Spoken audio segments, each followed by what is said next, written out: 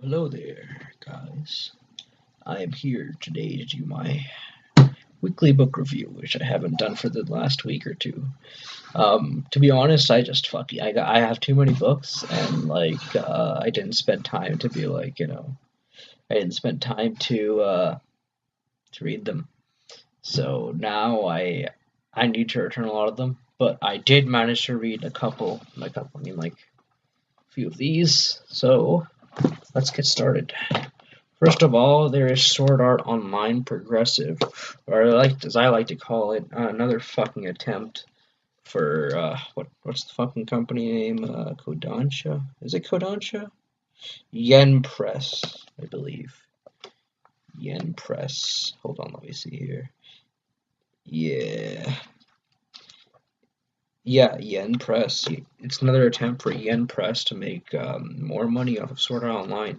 So this is basically the story of Sword Art Online, but from the perspective of Asuka, which is the main character, because she's the waifu. You gotta have the waifus, guys. You need to have the waifus to sell the body pillows, sell us the booms. So you got the waifus. But yeah, no, this is to be quite honest, it's just it's all right. It's like an inoffensive manga. Nothing particularly special, but if you have nothing else to read, this manga is at least fairly entertaining. It's basically just like a rehash of like the first couple episodes of SAO, and I mean the first couple episodes of SAO were like not that bad anyways. So so this version of Sword Art Online is actually like not that bad actually.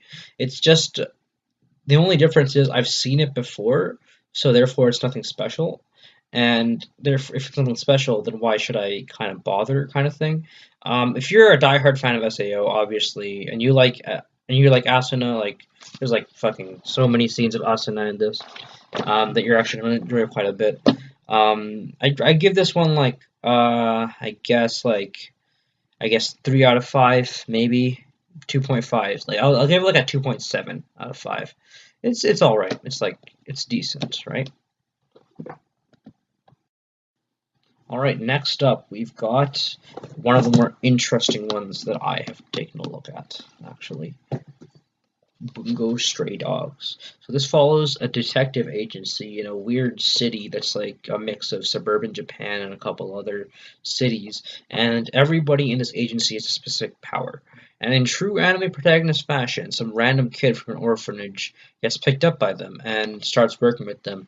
And we get to see each of these powers and how they take shape, how they're used to fight criminals. There's also a criminal agency who also has similar powers to the detective agency, and there's also people who don't have powers at all. Like this dude, he's like a detective, but he doesn't have any powers. He just pretends like he does, which is really, really funny. Um, and there's people like this chick, like she's like a doctor, but she can only like heal people if they're near death. So she pretty much has to like almost kill them in order for them to be healed, and it's really interesting. And I mean, like overall, I think this manga is like really solid. Like it's got like some great art design. Like that character work right there is really good. I really enjoy like the frames, like the wording. It's just overall like it's very stylish.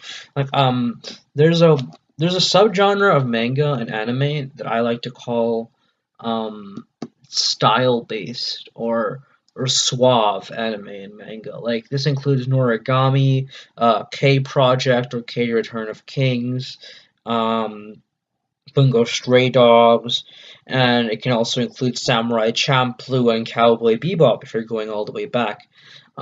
This is like it's like an urban setting with a couple of ragtag characters who are like weird and awkward, but really interesting and badass, and it makes for a really interesting cocktail of events. And you want to know what's behind this detective agency. You want to know why they exist, the past of each member, why they're doing what they're doing, and how they've managed to keep all of this under wraps for so long. Like there's all these rumors, but nobody knows about their true identities, their true powers.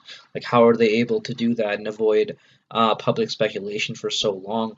And so that's really interesting. I would give this, like a 4.5 out of 5. This is a very high recommended series for me. It's really good. Okay, next we have a surprise hit, at least for me, that I read within the last week, and that was Moon Knight Lunatic. So basically, Moon Knight is a superhero that has multiple personalities, and he's got multiple identities, which makes him very, very interesting and different from other superheroes because he's literally psychotic, but he's also a superhero. And basically, he's the way, like, he follows this thing called the way of the fist of something, the fist of Kowloon, or no, it's not Iron Fist, guys. It's not Iron Fist. It's like the fist of something. Let me find it. Let me find it. The fist of fisting, Mr. Fister. Uh, but yeah, it's like the fist of something. Yeah, the fist of Kowloon or some shit. Like it's really interesting because you've got like these fists. You got like these Egyptian kind of like dogs and like, well, not Egyptian dogs and cats. Well, you know how the Egyptians worshipped like dogs and cats, like Anubis and Bastet, and all these gods were based off of like animals. Well, this is very heavily influenced by Egyptian mythology, so I really enjoyed that because I'm a big fan of mythology and a big fan of Egyptian mythology as well. So it was a really, really complex and very like intense book. Like that's the best way I can describe it. Like this book is just, it's so surreal. It's hard to believe that this is a comic book. Like it is an experience. It is an acid trip. It is a weird and just messed up book, and I love it. Like I loved every second of it because like just look at this, it's like Manhattan, but like there's flying cat creatures with wings and a pyramid, right? And that's Moon Knight right there. It's just so interesting. Like I love the art in this. This is not your standard comic book. And basically it's Moon Knight trying to escape like this mental asylum where he's been held captive for many years. And we don't know if the mental asylum is real or fake. Like if it's like a whole plot of like ancient evil gods against Moon Knight, or if it's just like his own imagination working against him.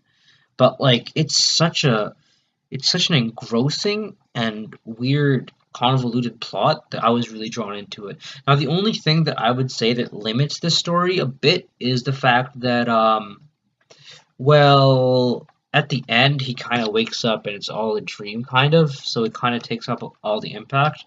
But aside from that, like I think it was a really nice acid trip. That's the best way I can describe this story. So yeah.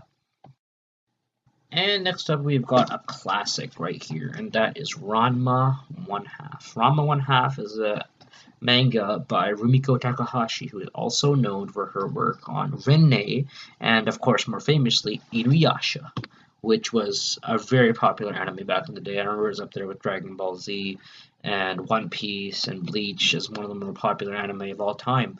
And I think Ranma One Half is a classic because it tells you the story of like boy meets girl, they don't like each other, but then eventually they do.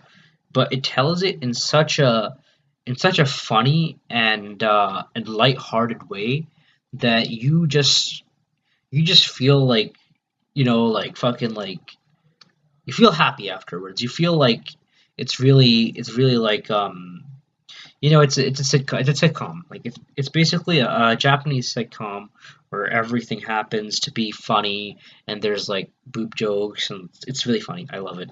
Like in this day and age of like goddamn like oh this would be sexist like boobs. I like boobs. Like it. I mean obviously, like certain cases are not okay, but like this really shows that like you can make a manga interesting even if like there is some like new. I'm not gonna show it because there's like fucking like there's some scenes in here which are not for the YouTube age restricted audience, let's just say. But it's a very very tongue in cheek kind of humor. It's really like fucking crude, and I loved it. And it was also a great martial arts anime as well, and that also adds on top of what makes this manga and anime so manga so good. I call it a fucking anime, but I can't even tell the difference anymore. Like basically, Ranma, who is this kid from China, I believe, right? He falls into this hot spring, and inside the hot spring, he turns into a girl. And basically, his dad falls into a different hot spring, and he turns into a panda. So what happens is, his dad promised this other dude who runs this dojo that his son was gonna marry that dude's daughter eventually, right? So he goes back to Japan to like fucking like introduce them. They start going to the same high school, right?